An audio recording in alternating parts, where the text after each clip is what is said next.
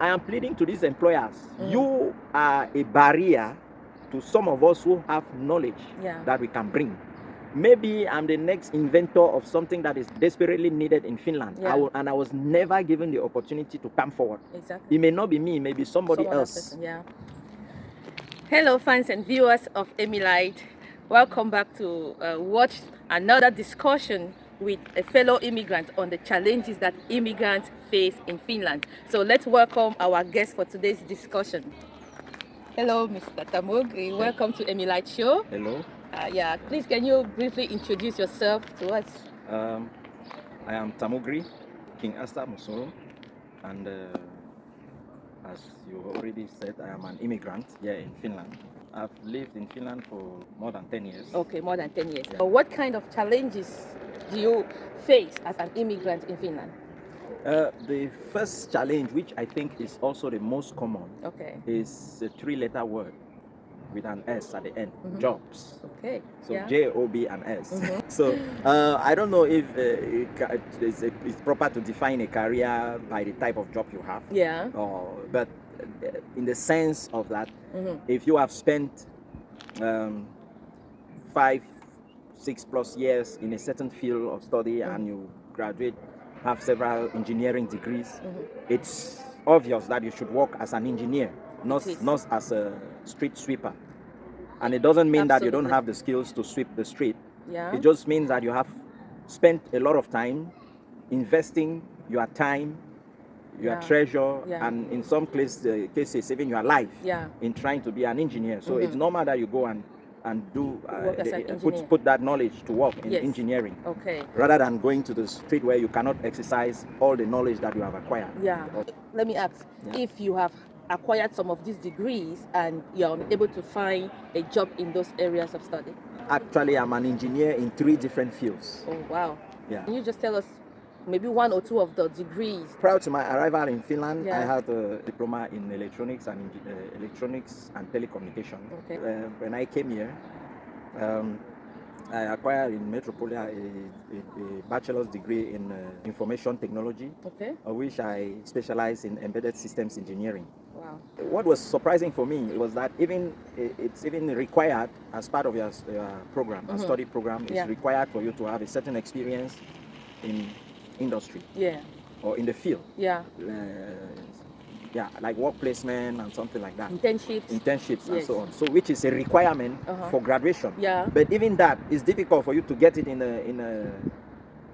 a company. Oh my God. You know, so you go to a company like, well, it's required for my program and my study program for me to have 6 months experience. Can you hire me here so that I can have that? They don't hire you. So finally, because it was a requirement and we're stuck, there were many of us, not just me, were stuck, kept in limbo. We didn't know what to do. We went to the school. The school had to give us something to do in school. Oh my goodness. You know, in school because there is no company that wants to take you. So the school had to give us something to do. Employers want you to have the Finnish experience. They want you to have experience working in a Finnish company. So, but it's quite difficult because they don't accept you to do internships in their companies, and they will not employ you if you don't have experience working in Finland. So how do they expect the immigrant graduates to acquire this experience if they don't take them in for internships and they don't give them the jobs also because they don't have this experience? So it's really kind of frustrating for international graduates here in Finland. Even when you have acquired a very high certificate, it's still very challenging for you to have a job. So aside this reason of you not having experience working in Finland, what do you think are some of the reasons that immigrants suffer from underemployment in Finland? I just have a feeling that there is a general understanding that immigrants are not supposed to work in certain areas. So you have been put in a certain basket, in a certain category, that this is only what is good for you. And you can see the system that channeling everything you do so that you end in that position.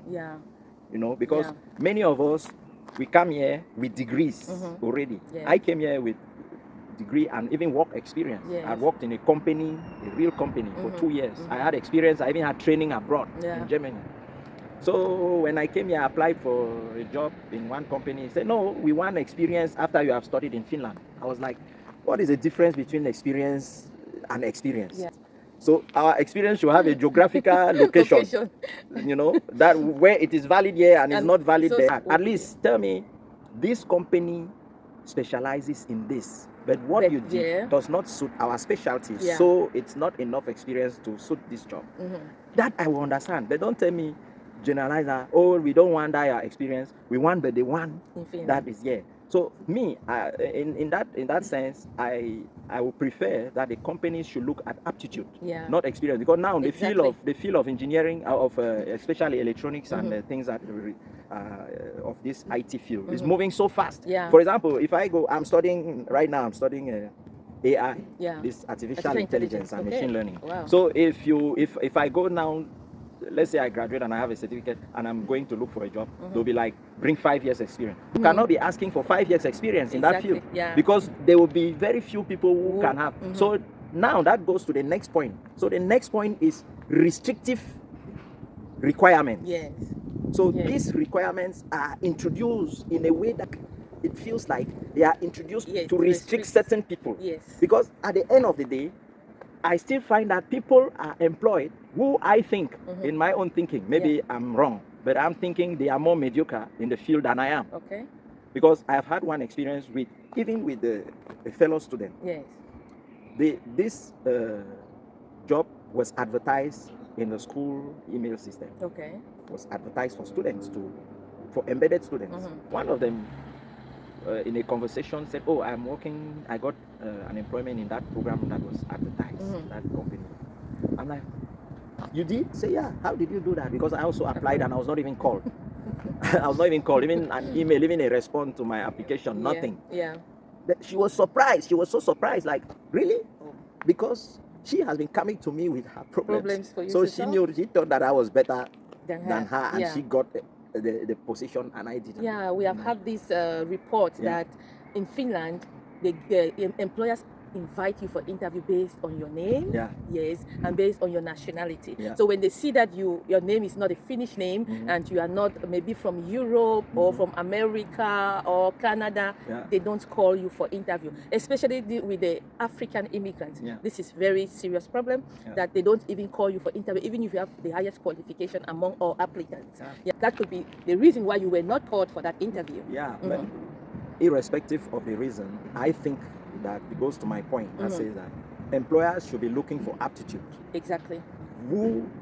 When you call someone for an interview, look for the person that can do the job.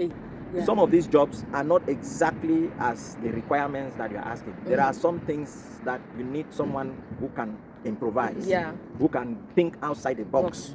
You know, but you know, I studied one of my master's degree was in universal design of ICT.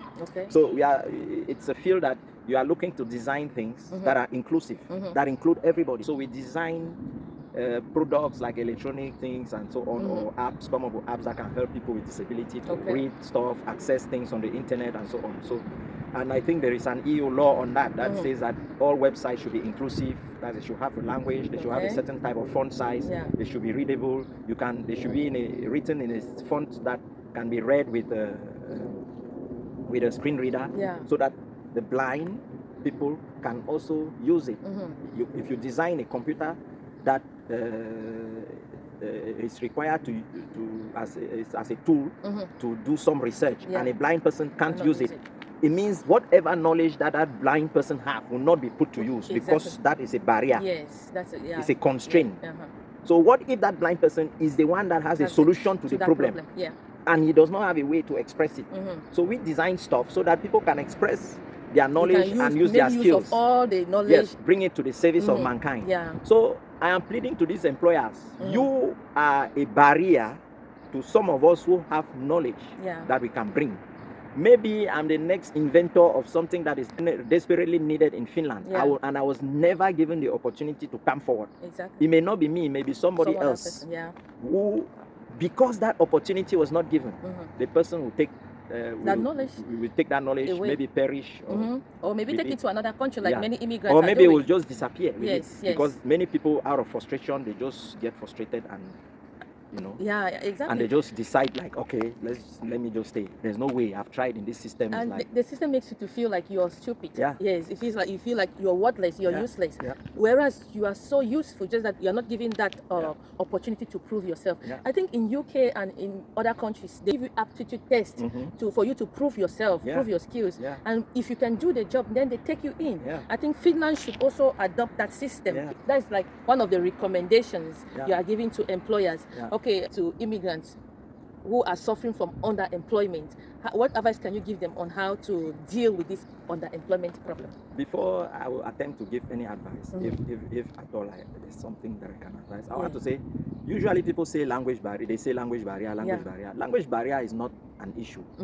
I read so many stories about Christopher Columbus discovered America. When he went there, he knew nobody spoke his language. But books have been written how he discovered it. They do not even explain how he communicated with the people. Yeah. So if the language was so important, that would be the thing that they are talking about. Nobody's talking about how did he communicate with the Native Americans. Nobody's talking about that. They are only talking about he discovered America. So prioritize. Are you employing me to come and speak Finnish or to come and do the job? The job, exactly. If it is for the job and I can do it, find a way to communicate with me. You're very correct. Yes. You're very correct. What is your priority? If you are prioritizing the language, then the language should be the first requirement on the list. Yes. If I want to advise, I'm not even advising the immigrants, because a lot of people have tried to tell immigrants do this. A lot of website advice, give advice. A lot of there's a lot there in terms of advice towards the immigrant, but there are few advice towards the employers. Thank you. And towards the people designing the system. Yeah. You know, when you design a system that is restrictive, it is first of all restricting you from accessing, especially if it concerns something education and a way for people to express their aptitude. You are restricting yourself from acquiring that knowledge and accessing whatever the capabilities that the people have to offer. Yeah. So, and then secondly, like I said, they should focus on aptitude. And if you want to legislate, if the goal is like to put the Finns first or the citizens first or anything like that, I think that sometimes in many countries, including Finland, there are enough jobs to go by for everybody. Yeah. One way you can do that, if you feel like there's not enough jobs for everybody, one way you can do that is through restrict the immigration. Yeah. Yes. Yeah. You know, they make it. When you let someone in the country, it means that you have a means for him to accommodate him, for him to integrate him. Yeah. And I'm sure these European countries, they plan and calculate that very well. Yeah. So, but now when it comes for where the person has studied here and has invested a lot of things in the society, because the society also benefits from immigrants in many ways. This is very true. So what do we get in return? Yeah. What do we get? Nothing. You know? So you have to think about this. Yeah. I don't know why somebody will come here, study here after you've rejected our degrees, because our degrees are not considered like anything. Yeah. So we come back here and we spend time again and study and acquire the degree that you say we should acquire. Yeah. And then we ask for experience. You don't give us experience, but when we go and apply for job, you ask for experience. So it's like tying somebody's hand and telling the person in the water and say swim. You can't swim with my hands tied. Yeah. So those are the things that I can advise the system and the legislature. If you have a law that makes the society to be inclusive, remember that inclusiveness includes the immigrants. Yeah. It's not if you are excluding the immigrants, that's a restrictive system. Yes. And there's a word for that which I'm not going to use yet. Okay. Thank you. Thank you so much, Mr. Tamgree. In fact, it was so nice having you around. Yeah. I just want to thank you for the opportunity for me to express myself. You're welcome. And I don't know if I can say anything, but I think it's not. This should not be considered as an attack against the system. I know Finnish people, they are known for their frankness and straight to the point attitude. Yes. So and I've been here for a while, and I have acquired that attitude also, so I'm being frank. In fact, I don't have any more to say than to say I appreciate all your brilliant contributions to Emilight channel, and I wish you all the best in your career. I hope you'll be able to make use of this knowledge and the skills you've acquired in Finland.